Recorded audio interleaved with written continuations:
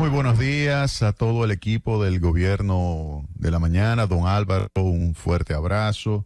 Y a todos ustedes desearle lo mejor en el día de hoy. Quiero iniciar esta participación pues comentando sobre el discurso del presidente Luis Abinader, algunos aspectos, y esto unirlo también con lo que fue la decisión tomada ayer por parte del Banco Central de la República Dominicana de mantener su tasa de política monetaria en 8.5% anual. Es la cuarta ocasión ya de manera consecutiva que el Banco Central de la República Dominicana pues mantiene constante su tasa de interés de referencia, que es la que influye sobre la tasa de interés activa y pasiva de la economía.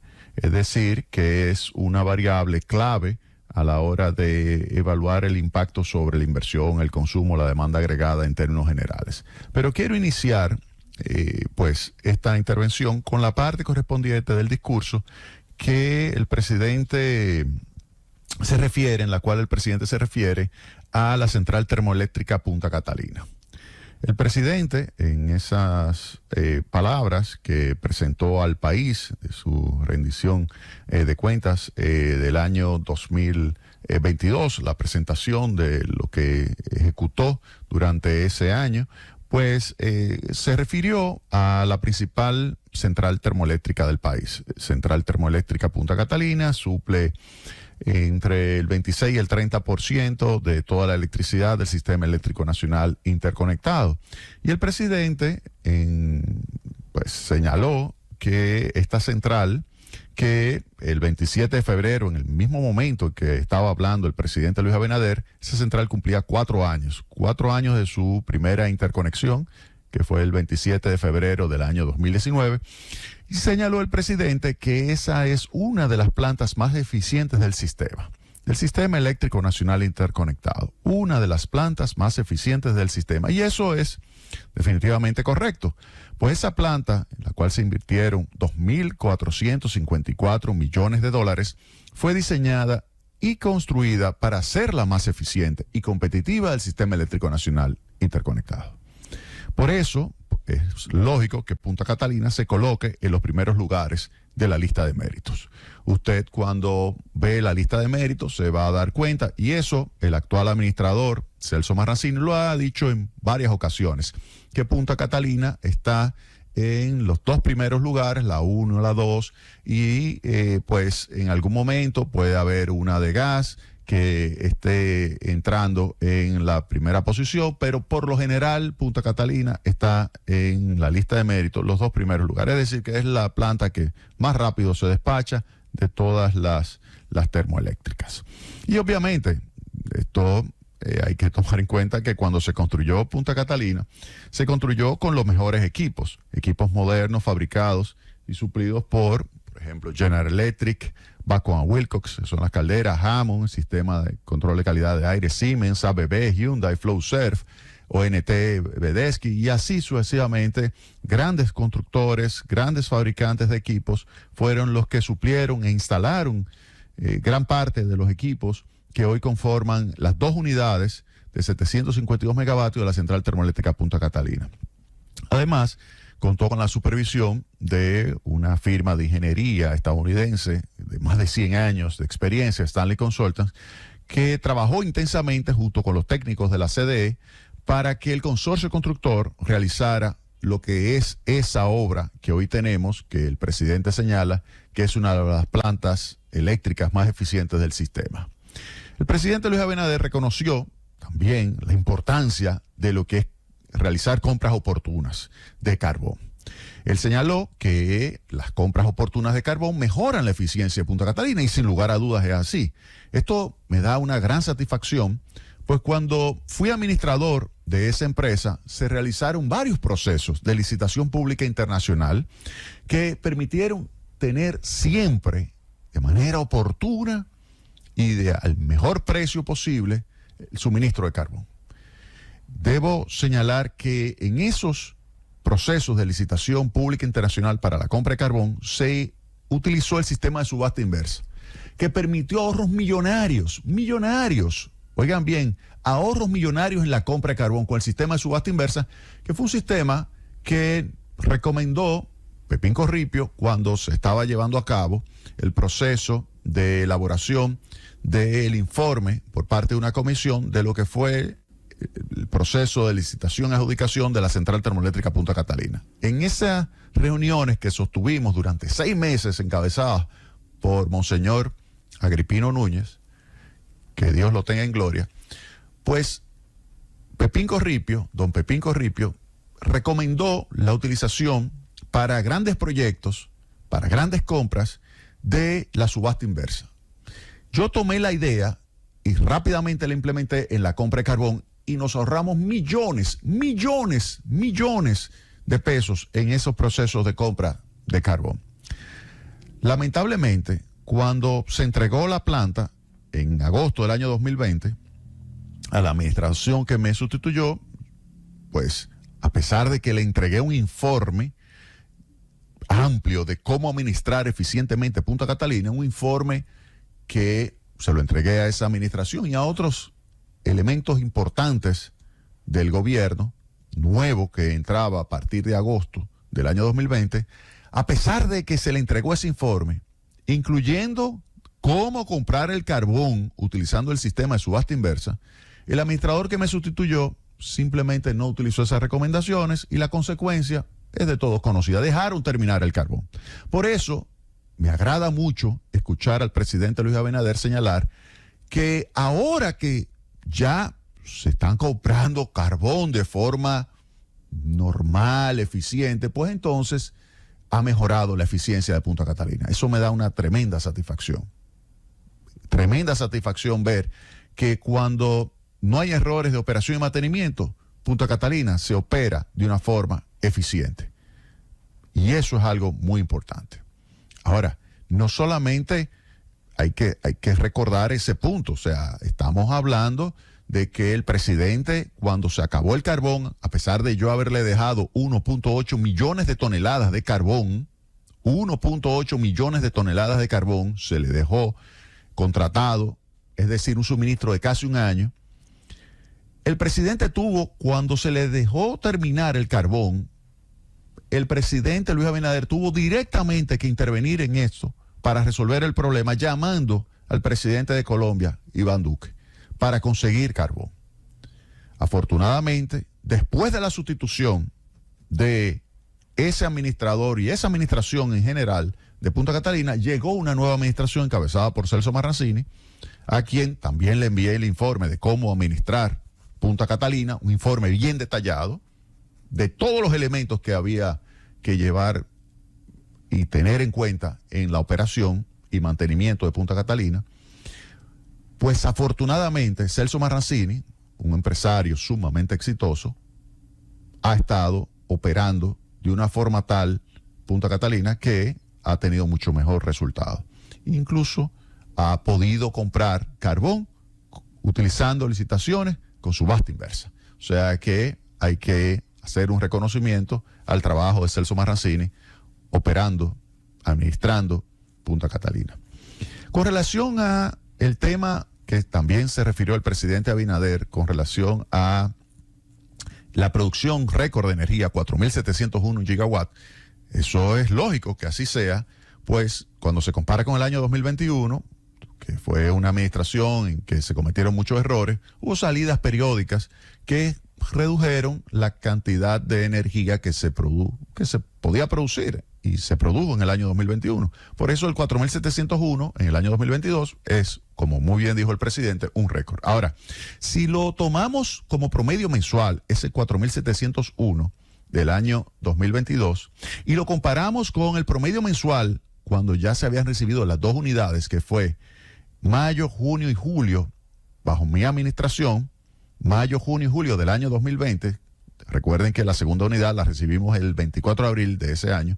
Si tomamos entonces el promedio de esos 3 meses, que fue de 504.8 gigawatt hora, entonces estamos por encima de los 392 gigawatt hora que se registraron en el año 2022. Es decir, que nosotros operamos con una mayor capacidad la central termoeléctrica Punta Catalina en esos primeros 3 meses. Por último, hay que hacer referencia al dato que señaló el presidente con relación a los beneficios de Punta Catalina. El presidente señaló que el año 2022 se recibieron 220 millones de dólares de dividendos a favor del Estado. Y eso es algo que nosotros habíamos señalado. Es más, le voy a decir al presidente que cuando ya se llega al nivel óptimo, son 240 millones de dólares que él va a recibir. 240 millones de dólares recibirá el Estado Dominicano de la central termoeléctrica Punta Catalina. No 220, 240. Y esto lo presentamos también en el informe que ya he citado en varias ocasiones, pero también en los modelos financieros que se elaboraron para determinar el valor de mercado de esa empresa, de la central termoeléctrica Punta Catalina, una de las empresas más grandes y más rentables de la República Dominicana. Eso ya nosotros lo decíamos. Por eso, me agrada muchísimo, me da tremenda satisfacción ver que el presidente lo haya reconocido en su discurso frente al pueblo dominicano. Y me agrada muchísimo ver que el administrador actual, Celso Marrancini, esté logrando lo que nosotros le dejamos montado, que fue todo un conjunto de elementos clave para asegurar que esa planta sea rentable y bien operada y mantenida. Dicho esto, voy a pasar a otro tema también que mencionó el presidente Luis Abinader en su discurso, y tiene que ver con el crecimiento de la economía. Él señala, y aquí voy a citar lo siguiente: las acciones de política fiscal del gobierno, combinadas con las necesarias y oportunas medidas restrictivas de política monetaria aplicadas por el Banco Central, lograron disminuir la inflación, con una consecuente, y aquí en negrita, con una consecuente disminución del crecimiento económico que se reflejó en el último trimestre del pasado año y continuará reflejándose en el primer trimestre de este 2023. Oigan bien, y continuará reflejándose en el primer trimestre en este 2023. Nuestras proyecciones y las de los organismos internacionales apuntan que a partir del segundo trimestre de este año recuperaremos los niveles de crecimiento proyectados. Es decir, que ya se observa, y eso se veía ya el año pasado, por trimestre, una desaceleración de la actividad económica. Desde el año pasado se veía esa desaceleración. De hecho, el año cerró con un crecimiento del 4.9%. Eso es correcto, 4.9%. Pero si nos vamos a ver lo que fue el crecimiento por trimestre, vemos una tendencia hacia la baja. En el primer trimestre del año pasado se registró un crecimiento de 6.1%. 6.1% fue la tasa de crecimiento promedio de la economía dominicana en el primer trimestre del año. Segundo trimestre del año, 5.1%. Tercer trimestre del año, 5%. Y cuarto trimestre, 3.3%. Eso que dijo el presidente de que continuará reflejándose en el primer trimestre del año 2023, eso lo que significa es que el primer trimestre va a seguir esa tendencia hacia la baja del crecimiento. Pero no solamente lo dice el presidente en esas palabras, sino que ayer, cuando el Banco Central de la República Dominicana publica su decisión de mantener la tasa de política monetaria en 8.5% anual, pues en ese escrito el Banco Central de la República Dominicana también señala que la economía está registrando una desaceleración y que lo va a registrar no solamente en el primer trimestre, sino muy probablemente en los primeros 6 meses, es decir, en el primer semestre, y que luego en la segunda parte del año entonces registre una aceleración de la economía. La pregunta, ¿esto significa que se ha estado manejando mal la economía? No. Esto lo que significa es que la economía está reflejando la política que se necesita ejecutar para poder reducir la tasa de inflación. La tasa de inflación en la República Dominicana llegó a un pico en abril del año 2022, un pico reciente, de 9.64%, porque en otras ocasiones ha tenido otros picos. Por ejemplo, en 1990 llegó a un pico de 80%, pero obviamente aquí estamos hablando de reciente. Y esta variación llegó a un pico, la inflación, de 9.64 en abril del año 2022. A partir de ahí, con la política monetaria que se ha estado ejecutando, que al igual que otros países ha implicado un aumento de las tasas de interés, esto ha hecho que entonces la tasa de inflación haya tenido un comportamiento hacia la baja y ya a enero esté en 7.24%. ¿Todavía falta trabajo? Claro que sí, como lo dice Powell en la Reserva Federal de los Estados Unidos, como lo dice Christine Lagarde en el Banco Central Europeo y así sucesivamente como lo dicen todos los gobernadores. Pues en el caso de la República Dominicana, falta trabajo. ¿Por qué? Porque la meta es 4% más menos 1. Dice el Banco Central que va a alcanzarse, la tasa de inflación va a alcanzar la meta en este año 2023. En otros países va a ser el año que viene, hacia mediados. En la República Dominicana se señala que va a ser en este año que se va a alcanzar la meta, que puede estar entre 3 y 5%. ¿Qué significa eso? Que es muy probable que la tasa de inflación termine convergiendo este año en el entorno del 5%. Yo estimo más entre el 5 y el 5.5%, es decir, que baje de ese 7.24 hacia el 5.25 a final de año y ya para el año que viene esté más hacia el 4%, que sería la tasa de inflación centro del rango meta. Eso pudiera suceder. Ahora, para poder reducir esa tasa de inflación hay que desacelerar la economía. Y eso es lo que se está observando, una desaceleración de la economía. No hay de otra. O sea, si usted me dice, no, pero que mira, yo quiero reducir la inflación y al mismo tiempo tener un ritmo de crecimiento acelerado, eso no es posible. Entonces hay que explicarle bien a las personas, a los agentes económicos, que lo que se está registrando ahora de desaceleración de la economía, que se va todavía a manifestar en los próximos meses, dice el presidente, los próximos 2 meses, además, dice el Banco Central, posiblemente puede ser el primer semestre, esa desaceleración, pues lo que está lográndose con ella es quitarle presión a la variación de los precios. Y ahí caigo entonces en el tema del salario. Miren, el presidente en su discurso señaló que el salario se va a convocar, el salario mínimo se va a convocar a las autoridades tripartitas para que entonces se inicien las negociaciones y que se tratará de conseguir un ajuste de salarios por encima de la tasa de inflación registrada en términos acumulados al momento, si es por ejemplo junio, asumamos 16%, 17%, sería esa la inflación pasada. Bien, ahora si se pretende hacerlo por encima, hay que tener mucho cuidado. ¿Por qué? Porque fíjense que estamos ante una política monetaria que está tratando de enfrentar la inflación, está tratando de reducir la variación de los precios. Si al mismo tiempo usted tiene una política de rentas, una política salarial que genera un aumento de los salarios muy por encima de lo que fue esa inflación acumulada, usted lo que va a estar es colocándole leña al fuego inflacionario. Y va a tender esto a elevar la tasa de inflación. Hay un empuje de costos que se va a traducir en un aumento de los precios. Ahora, ¿qué significa eso? Que ante la mayor presión sobre la tasa de inflación, eso obligará al Banco Central no solamente a modificar su tasa de interés de referencia, que es ese 8.5, sino también a modificar las otras variables que tiene el Banco Central para influir sobre la tasa de inflación. Por ejemplo, los agregados monetarios. Se observa cómo los agregados monetarios comienzan a desacelerar su ritmo de crecimiento. De hecho, el comportamiento de la oferta de dinero, que es lo que se conoce como M1, ese comportamiento, hay una clara desaceleración y ya está creciendo. Esa variable clave para la economía, la oferta de dinero, está creciendo a un ritmo por debajo del crecimiento del Producto Interno Bruto nominal.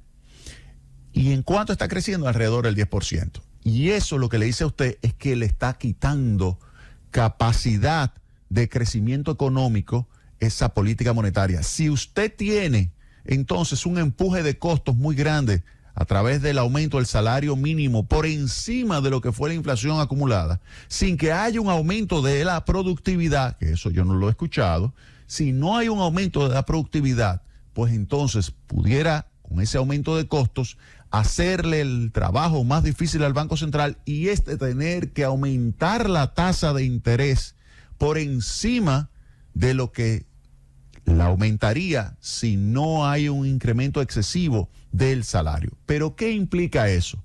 Eso implica entonces un impacto negativo sobre el crecimiento de la economía. ¿Por qué? Primero, Aumento de salario significa un choque por el lado de la oferta. Un choque por el lado de la oferta porque le aumenta los costos de producción a los diferentes agentes productivos. Segundo, usted me dirá, bueno, pero mira, tiene un efecto positivo porque aumenta por el lado de la demanda. Pues ahí bien caigo en el otro punto. Como tiene un aspecto positivo por el lado de la demanda, presiona los precios y ese presionar a los precios eleva la tasa de interés de equilibrio y al aumentar la tasa de interés, por ejemplo, la tasa de interés activa, esto hace que disminuya la inversión y disminuya el ritmo de crecimiento del consumo y por lo tanto cae la demanda agregada. Si cae la demanda agregada, ¿qué significa eso? Menor ritmo de crecimiento de la economía.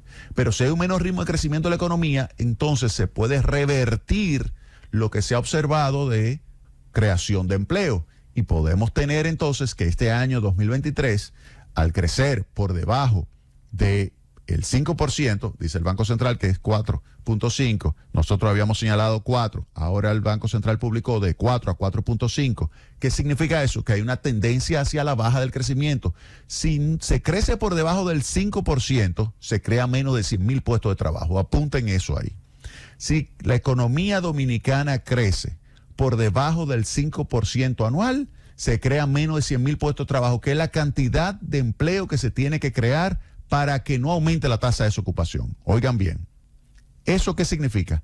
Que si la economía crece por debajo de ese 5%, por ejemplo, 4% o incluso menos, porque hay que presionar a través de la tasa de interés a la demanda agregada para quitarle presión a la inflación.